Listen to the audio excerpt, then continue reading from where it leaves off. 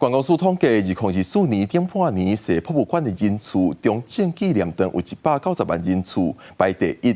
也那国立故宫博物院煞排第六。有立委就指出，故宫的热度是逐年咧降，应该要有规划，特别是咧故宫南院的交通较恶到真歹吸引观光客。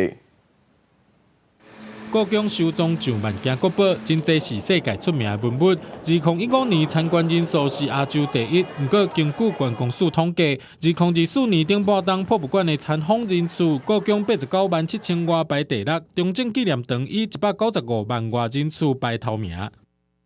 这样的名次，我想这个院长有没有觉得很遗憾？ 当然很遗憾哈，可是因为原因很多了哈，教育部的4个馆哈，爬到上面的话，因为教育部有业配哈，所以我们没有办法去动用那个整个教育行政。另外一个故宫的门票，基本上来讲的话是里面最高的哈。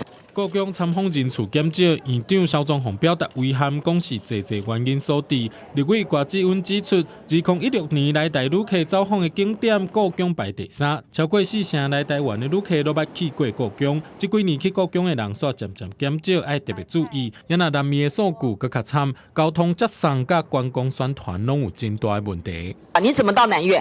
这的确是当初在规划重要的一个文化设施，没有去 完整考量的一个配套。我当然知道故宫现在研究的量能或者是相关的经费跟预算，可能都有一些不足的部分，但是故宫企划的能力应该可以更强。